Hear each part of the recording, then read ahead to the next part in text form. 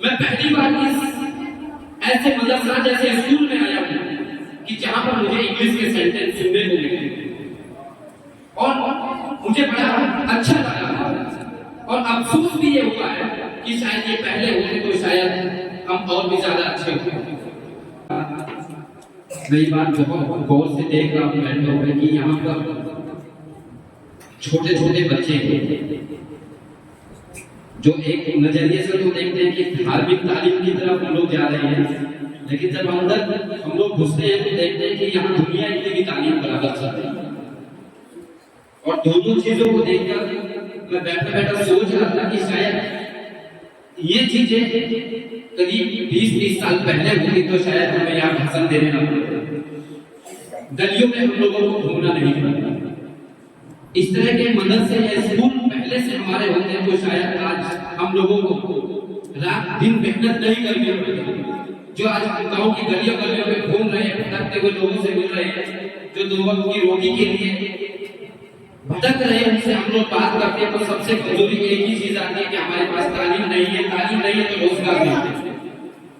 आज जुमेरात का दिन 2 दिन पहले डिसाइड हुआ था, तो आज हम लोग आए और आकर ही हम लोगों को एक नया सिस्टम यहाँ देखने को मिला।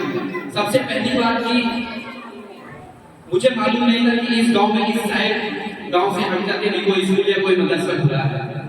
मैं पहली बार इस रास्ते को आया हूँ, देखा और मालूम हुआ कि मात्र 4-5 महीने में ही ये बिल्डिंग खड़ी कर दी गई, ये कमरे खड़े कर दिए गए।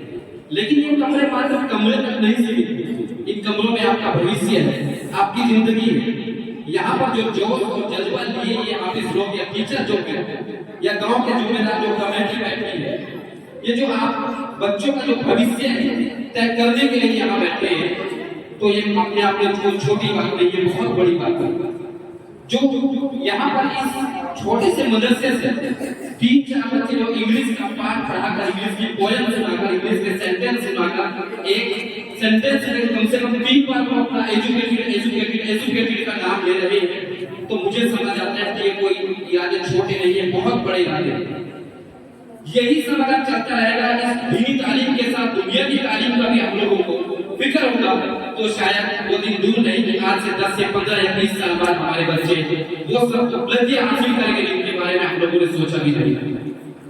मैं पहली बार इस ऐसे मदरसा जैसे स्कूल में आया हूँ कि जहां पर मुझे इंग्लिश के सेंटेंस सुनने को मिले और मुझे बड़ा अच्छा लगा। और अफसोस भी ये हुआ है कि शायद ये पहले होते तो शायद हम और भी ज्यादा अच्छे होते। खैर, मैं यहाँ कोई राजनीतिक बात बिल्कुल नहीं करूंगा, क्योंकि ये कोई राजनीतिक प्रोग्राम नहीं है। यहाँ कोई हम लोगों को वोट नहीं मांगना है, यहाँ सिर्फ एजुकेशन पर ही हम लोग बात करनी चाहिए। दोस्तों, आज यदि देश की हालत देखी जाए तो कहीं हम लोगों के ऊपर अत्याचार होता है, कहीं अलग अलग तरह की चीजें हम लोगों को सुननी पड़ती है, लेकिन उसकी वजह एक ही है कि हम लोग अनएजुकेटेड, हम लोग ज्यादा पढ़े लिखे नहीं है और सरकार जो चाहे हमारा इस्तेमाल जैसे चाहे कर लेती है। नेता लोग भी जैसे चाहे हमारा इस्तेमाल कर लेते हैं। वो क्यों करते हैं, क्या वजह है? वजह सिर्फ एक ही है, क्योंकि हमारे पास तालीम नहीं है। और ये जो स्कूल खुले हैं, शायद जो ये तबका यहाँ बैठा हुआ है, छोटे बच्चे जो बैठे हुए हैं, इन लोगों का माइंड सेट, बच्चों का माइंड सेट करना वो आप टीचरों की जिम्मेदारी है कि इनको किस डायरेक्शन में जाना है, बड़े होकर इनको क्या करना है, क्या नहीं करना है। क्योंकि 12वीं क्लास तक तो हम लोग कर लेंगे, 12वीं के बाद हम लोगों को क्या प्लानिंग है, इस डायरेक्शन में हमें जाना है। अक्सर 70% बच्चे हमारे यहाँ फेल हो जाते हैं, लेकिन यहाँ इंग्लिश मीडियम से पढ़े लिखे हाफिज या टीचर है, मुझे लगता है कि शायद अब हम हमारे लोगों को, हमारे बच्चों को सही गाइडेंस मिलेगी, सही रास्ता मिलेगा और हम सही दिशा में जाने की कोशिश कर रहे हैं। और ये एक नई शुरुआत है हाफिजों के लिए, टीचरों के लिए। ताली बजाएं। बहुत अच्छा लगा मेरे को ये सब चीजें देख करके। लेकिन बच्चों, मैं ये बात कहता हूँ, यदि हमारे मदरसा पहले भी खुले हैं, मैंने कभी किसी हाफिज को बेरोजगार होते हुए नहीं देखा, कभी किसी हाफिज को बेरोजगार होते हुए नहीं देखा। और मुझे उम्मीद है कि इस दीनी तालीम के साथ साथ यदि हम दुनिया की तालीम हासिल करेंगे और जैसी स्टार्टिंग आपने अपने मदरसे में की है, ये लगातार अगर कंटिन्यू चलती रहेगी मुझे पूरी उम्मीद है 10 से 15 साल के बाद आपके मदरसे से वकील भी निकलेंगे, जज भी निकलेंगे, पीएम भी निकलेंगे, एसडीएम भी निकलेंगे और आला अधिकारी भी निकलेंगे, मुझे पूरी उम्मीद है। लेकिन बशर्ते आप लोगों को इस मदरसे को सही डायरेक्शन में लेके चलना पड़ेगा, नई दिशा, नए रास्ते, नई प्लानिंग के साथ चलना पड़ेगा। लेकिन यदि हमारी नियत में खोट हुआ, हमारी प्लानिंग गलत हुई, तो शायद जो पहले सिस्टम चला आ रहा था शायद हम उसी में उलझ कर रह जाए। क्योंकि मैं नहीं चाहता कि हमारी कम्युनिटी के लोग, हमारी कौम के लोग आज रिक्शा चलाएं, आज हमारे कौम के लोग ठेली लगाकर केला बेचे, आज हमारी कौम के लोग समोसे और रेहड़ी पर लगाकर जो है समोसे और जलेबी बनाकर बेच रहे हैं, पकौड़ी बनाकर बेच रहे हैं। मैं नहीं चाहता कि उनके बच्चे भी इसी तरह आगे काम करें, बल्कि मैं चाहता हूं कि ऐसे मदरसा से जिन बच्चों के मुंह से मैंने इंग्लिश के वर्ड सुने हैं, शायद ऐसे हमारे देश में मदरसा जब स्कूल होंगे तो शायद हमारे बच्चे रेहड़ी और दुकान इस तरह की न लगाकर उनके हाथ में कलम होगी, कलम की पावर होगी, उनके पास ताकत होगी, कल में बड़े से बड़े अधिकारी बनेंगे। मैं पूरी उम्मीद आप बच्चों से भी और यहाँ के टीचरों से भी करता हूँ, क्योंकि मुझे एहसास होता है कि शायद अगर मैं मदरसे में पढ़ा होता, जैसे अभी साहब ने बताया कि मदरसे वाले सोचते हैं हिंदी पढ़ते, हिंदी वाले सोचते हैं कि मदरसे में पढ़ते, काश अगर मैं हाफिज होता तो मेरा माइंडसेट और भी ज्यादा अच्छे से काम करता, क्योंकि हाफिज लोगों का मुझे महसूस है कि हमारे जितने भी मदरसा के बच्चे हैं उनका दिमाग बहुत ज्यादा खुल जाता है, बहुत डीपली को सोचने की कोशिश करते हैं। उनके लिए डीएम बनना, एसडीएम बनना, वकील और जज बनना खिलौना हो जाता है और वह बच्चों के लिए होगा, मैं पूरा इंशाल्लाह भरोसा करता हूं। लेकिन मैं फिर यही बात कहता हूं कि हमारे हाथ में कलम होगी, कलम की ताकत होगी, शायद हम राजनीति को भी अच्छे से कर पाएंगे, सामाजिक सुधार कर पाएंगे और अपने आप को बहुत अच्छा लेवल बना पाएंगे। हमारी आर्थिक स्थिति मजबूत होगी, हमारी एजुकेशन मजबूत होगी, हमारी राजनीतिक समझ होगी, हमारी सामाजिक समझ होगी। लेकिन यदि हमारे पास ये सब चीजें नहीं होती है तो शायद आने वाले दलित होंगे और कोई नहीं होगा।